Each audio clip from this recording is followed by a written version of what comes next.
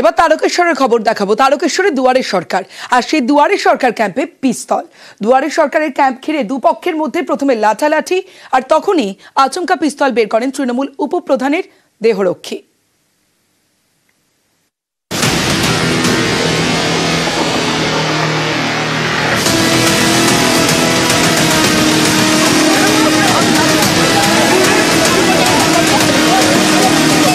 তারকেশ্বরের নাইট্টা মালপাহাড়পুর গ্রাম পঞ্চায়েত, এখানেই বুধবার থেকে চলছে দুয়ারে সরকারের ক্যাম্প।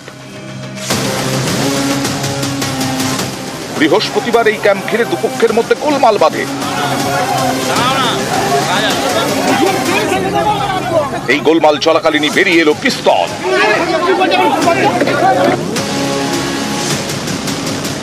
দুয়ারে সরকারের ক্যাম্প, এই ক্যাম্পে গ্রামবাসীদের পরিষেবা দেবে কে? স্থানীয়দের দাবি এই নিয়ে গোলমালের সূত্রপাত।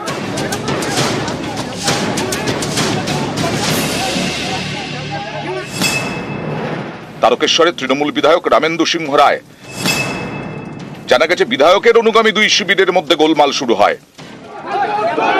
প্রথমে তর্কাতর্কি, সেখান থেকে লাঠালাঠি,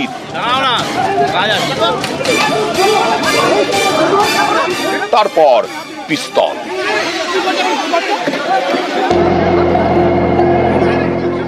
অভিযোগ, পিস্তল দেখিয়ে শাসাতে থাকেন তৃণমূল উপপ্রধান শেখ মনিরুল ইসলামের দেহরক্ষী। দুপক্ষই এসেছি, ওরা ও পাশে টেবিল পেটেছে, পাশে টেবিল ফেবিল সব ফেলে দিল, ফেলে দিয়ে তোকরমুকর হয়। তোকরমুকর হতে হতে গানটা পিস্তল বার করে ফেললো, গালাগালি খিস্তি। কিছু বিজেপির ছেলে বলে আসে, আমাকে ধাক্কাধাক্কি করতে যায়, আমার সিকিউরিটিকে ধাক্কা থাকে। তখনও সিকিউরিটি নিজের আর্মস বাঁচাবার জন্য, যে তার আর্মসটা না ছিনতাই হয়ে যায়, তখন সে আর্মসটাকে হাতে বের করে রেখেছে। আমি নাম বলে দিচ্ছি, বিরাজ বন্দ্যোপাধ্যায়। এ বিধায়কের গোষ্ঠীর কি আমার জানা নেই। আমরা বিধায়ক গোষ্ঠী নেই, আমরা যে তৃণমূলের মমতা ব্যানার্জি এবং অভিষেক ব্যানার্জির সৈনিক, এবং আমাদের এমএলএ যেহেতু আমাদেরকে এখানে আমাদের পরিচালনা করছেন, এবং এমএলএর নেতৃত্বে আমরা তৃণমূলকে এগিয়ে নিয়ে যাচ্ছি। এই দুয়ারে সরকারে এরকম কিছু ব্যক্তি বসেছিল, তাদের সঙ্গে অন্য ব্যক্তিদের এই বসা নিয়ে তর্ক বিতর্ক হয়, ঠেলাঠেলি হয়। উপপ্রধান যদি তার সিকিউরিটি কাউকে দেখায়, সেটা তো আর আমি চোখে দেখিনি। তার উপপ্রধানের যে সিকিউরিটি, তিনি তার চিন্তা ভাবনাতে করেছে, পুলিশ প্রশাসন সেটা বুঝবে। গোলমালের খবর পেয়ে এলাকায় গিয়ে পরিস্থিতি নিয়ন্ত্রণে আনে পুলিশ। হুগলি গ্রামীণ পুলিশ জানিয়েছে, দুয়ারে সরকারের ক্যাম্পের মধ্যে রাজনৈতিক কোন নেতা কর্মীর প্রবেশে নিষেধাজ্ঞা জারি করা হয়েছে। স্যার আর্মস ছিল তো তাদের কাছে? তারকেশ্বর থেকে রানা কর্মকার, নিউজ 18 বাংলা। আর শুরুতে আমাদের নজর রাখতেই হচ্ছে রাতের কলকাতায় হারহিম হত্যাকাণ্ডে। ইএম বাইপাস, সেখানে ফিল্মি কায়দায় একেবারে গাড়ি ধাওয়া করে তরুণীকে কোপ মারা হয়।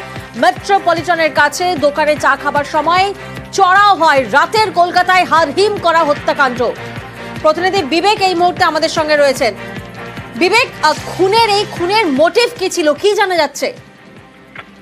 দেখো, এই মুহূর্তে যেটা জানা যাচ্ছে যে কলিন লেনের মোহাম্মদ ফারুক আনসারি নামে এক ব্যক্তির সঙ্গে ওই তরুণী, 24 বছর বয়সী তরুণী, তার বিবাহ বহির্ভূত সম্পর্ক ছিল, এবং যে কারণে এই ফারুক আনসারির ছেলে, নাবালক ছেলে, তার স্ত্রী এবং তার খুড়তুতো ভাই, অর্থাৎ এই পরিবারের এই 3-4 জন মিলে কিন্তু এই তরুণী এবং তাকে ধাওয়া করে, এবং এই বাইপাসের কাছাকাছি একটি জায়গা, জনবহুল জায়গা, সেখানেই কিন্তু রীতিমতো তাকে ধাওয়া করে আক্রমণ করা হয়।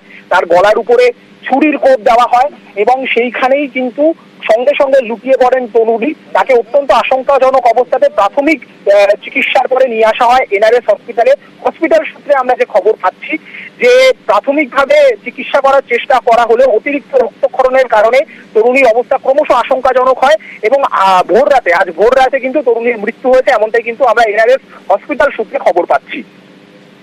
বিবেক, এখানে আরো একটা প্রশ্ন সামনে আসছে, যে সময় এই তরুণীর উপর কোপ চালানো হয় সেই সময় কি অভিযুক্তের বাবা তিনিও সঙ্গে ছিলেন?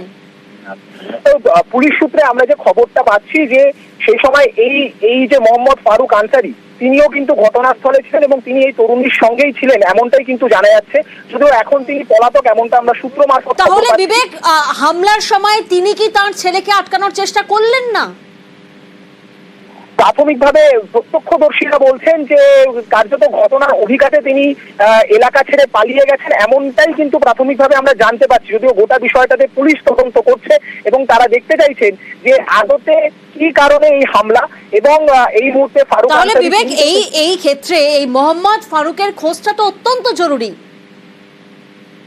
একদমই তাই, এবং মূলত তাকে ঘিরেই যেহেতু এই গোটা বিষয়টি ঘটেছে, তাই তরুণীর সঙ্গে তার আদতে কি সম্পর্ক এবং কি কি বিষয় রয়েছে, পারিবারিক কারণেই একটি মানে বিবাহ বহির্ভূত সম্পর্কের কারণে মৃত্যু না, এর পিছনে অন্য কোনো রহস্য লুকিয়ে আছে, সেই সম্পর্কিত যাবতীয় তথ্যের তলাশের জন্য কিন্তু মোহাম্মদ ফারুক আনসারী তাকে এই মুহূর্তে পুলিশ খুঁজছে এবং তাকে কিন্তু জিজ্ঞাসাবাদ করলেই এই সমস্ত তথ্য আরো ডিটেইলে পাওয়া যাবে, এমনটাই কিন্তু মনে করা হচ্ছে।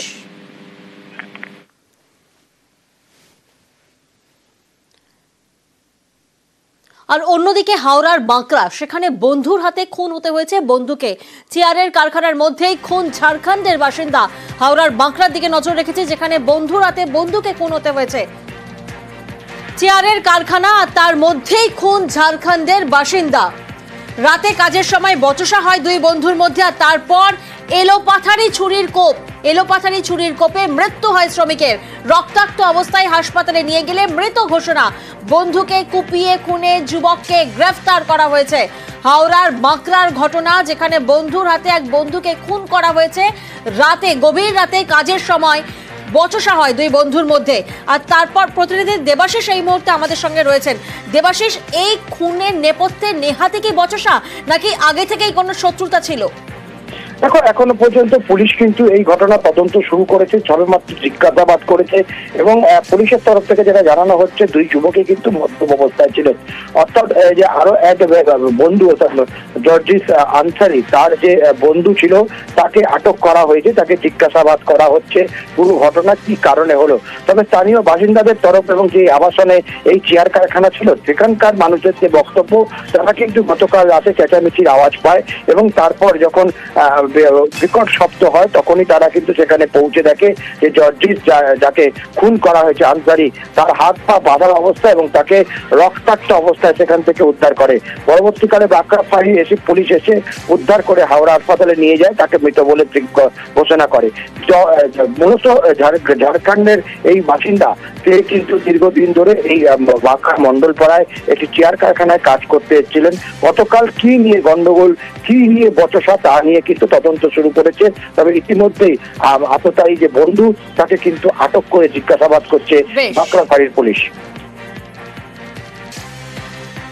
আমি ঘর থেকে বেরিয়েছি, এই ছেলেটাকে পোলের কাছে বসেছিল, বলছে আমার ভাইয়ের সাথে ঝগড়া হচ্ছে গলির ভেতরে।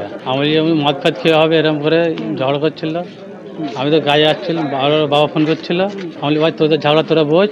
আমি কি জানি না, আমাদের চিনি না। আমি ভাই তোদের ঝগড়া তোরা বুঝ, আমি যাচ্ছি কাজে। আমি সোজা কাজে চলে গেছি।